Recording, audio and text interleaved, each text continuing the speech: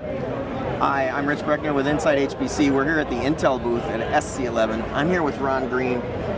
Ron, you got a number of demo things going on here, but I like to do things in threes. And I saw this thing with the dinosaur and the smoke.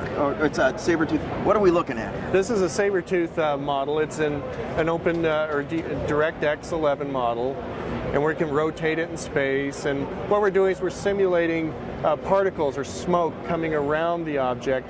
And it's actually a very complicated computational fluid dynamics problem to get the smoke to move naturally. It's one of the harder problems in visualization and also in computational fluid dynamics. And so what we're starting with is just a serial implementation of this code. And you can see there's a little bit of jumpiness to it. The particles are a little bit slow. So what we want to do is, okay, we've got multiple cores. How are we going to use these to get this simulation to run faster? So Intel has a number of programming models to help with parallelization and take advantage of multi-core and in the future into mini-core as we go into the mini-core era. So for instance, let's take a look at changing this to use Silk. The Intel Silk Plus technology is a very simple way for C and C++ programmers to take advantage of parallelization. And so you can see when we switch over to doing a Silk solution, we're running in parallel now. We're getting a much smoother flow of the particles. And the same techniques can be used for computationally intensive programs or visual simulations or whatever application the users are using. And that's just one of several models we have for parallelization.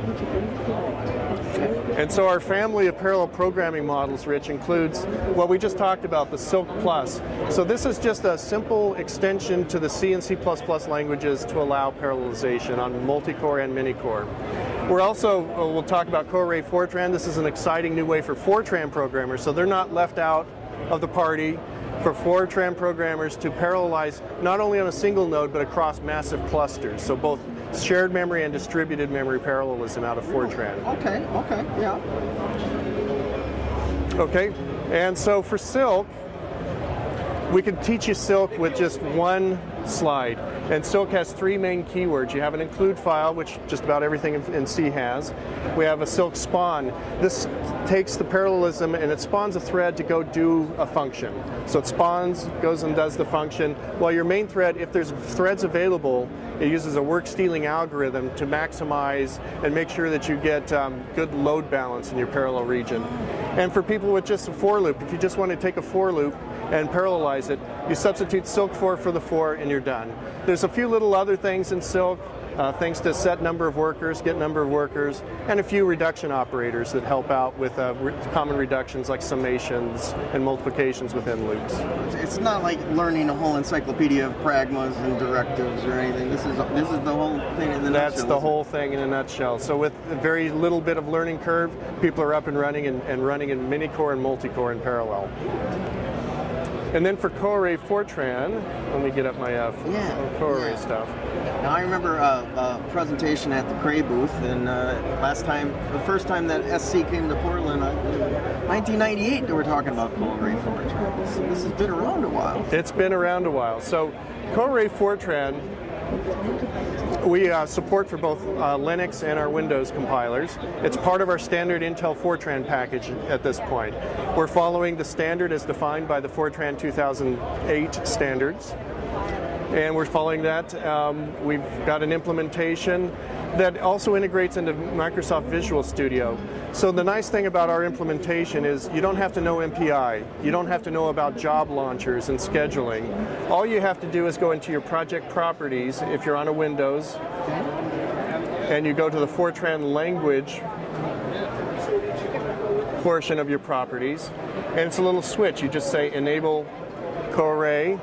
You build your CoRay program, and you simply build and run the application. And this one's already finished. This did a 200 by 300 global matrix across a 2 by 3 or 6 process grid. And that's all there is to it. Very slick. Yeah, I can see why they were really excited about it back then. Right, and this also brings parallelization for mini-core and multi-core to the masses. Before, it was kind of relegated to the realm of people with the budgets for crazy supercomputers. Now you have it on your desktop or on your many integrated core system. Well, I did want to ask you about the Colfax piece of this. Is there a cluster that you've been running on? Is that yeah, for larger scaling, what we've been doing is we have a Linux cluster based on our partner Colfax International.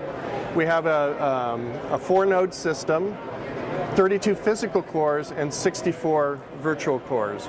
And so we have our system running over here. And just like before, let me clear the screen. I hope the viewers can see this.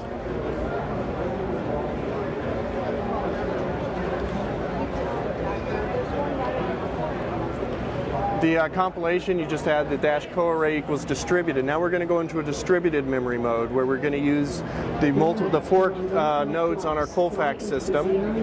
We specify a configuration file which tells it how to run, how many processes to run on. We just do a standard compilation. And after that, we just take our A.out program and we run it. So this time maybe we'll do a 400 by 800 in a 4 by 8 processor grid. That'll give us 32 cores that we're going to run across 4 nodes, and just solve a real simple 400 by 800 matrix. And it goes off and runs on the 32 images, and that's all there is to it. You wait for the results, and you're done. Very slick, Ron. I'm liking that.